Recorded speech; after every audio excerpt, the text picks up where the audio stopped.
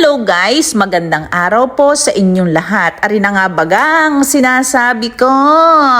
Hindi ko ipapakita kung paano ko ginawa itong leche flan na ito kasi ang dami nagre-request kung paano ko daw ginawa ang gantong ka-creamy and soft leche flan.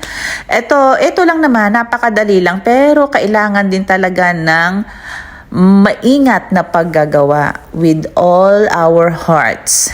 Yon, baga kung ibig sabihin. Tapos, yan ang ginawa ko lang, nagawa lang ako ng arnibal. Alam niyo na kung paano gawin yung arnibal, hindi ko na naipakita at gawa nitong aking lolo.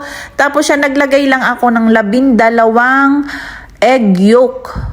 Lahat egg yolk yung walang egg white. So, nilagyan ko rin lang siya ng 2 lata na gatas na malapot at saka gatas na malabnaw.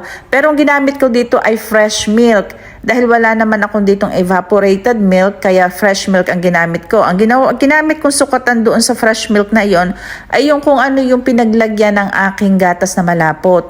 Yun din ang pagkakasukat. Kaya kung tutuusin, 1:1 talaga. Tapos nilagyan ko rin lang siya ng lemon zest. Lemon zest, walang lemon juice. Hindi ako naglalagay ng lemon juice. Zest lang talaga.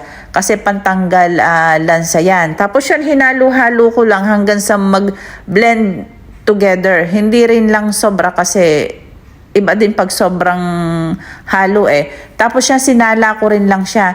Hindi hindi ako magsasala.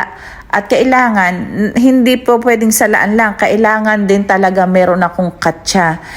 Yan ang ginamit kong katsa. 2 yan, pinagpatong ko pa. Kaya talagang sobra-sobra ang soft ng aking at saka pinong-pino talaga ang aking leche flan. At nung una aking hinahalo-halo ay nainip na ako. Kaya ginawa ko na, pinisil-pisil ko na yan. Para lang mabilis. Kasi napakatagal kung hahalu-haluin ko lang ng ganun. Tapos yun, inilagay ko lang doon sa llanera na mayroong arnibal. Tiga-2 sandok yan para pare-pareho pag naluto. Oo, sabay-sabay siya. Hindi po pwede yung luto ang isa, hindi luto yung isa. Kaya kailangan pare-pareho.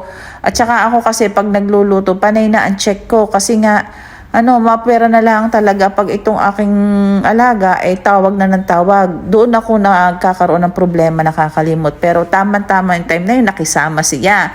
Tapos tinakloban ko rin lang siya ng aluminum foil. Hindi sobra-sobra ang pagkakataklob ko kasi nga mayat maya, check ako ng aking niluluto. At wag na huwag din talaga akong iistorbohin kasi pag inistorbo ako ng pagluluto, yan, kalimot ko na. Niluto ko yan mga gabi na, natapos ako 11 ng gabi. Oo, kasi nga ayaw ko talaga ng may istorbo. Tapos yun, nung maluto ko, ay grabe. Ayan pa lang ha, nasa llanera pa lang. Bagong luto, mainit pa yan. Ganyan na. Alam nyo, nung mailagay ko pa sa ref, mapalamig ko, kinabukasan ko pa yung tinikpan. Grabe, pagkakasarap, as in. Kaya guys, pasuyo, pa-like and share. Bye!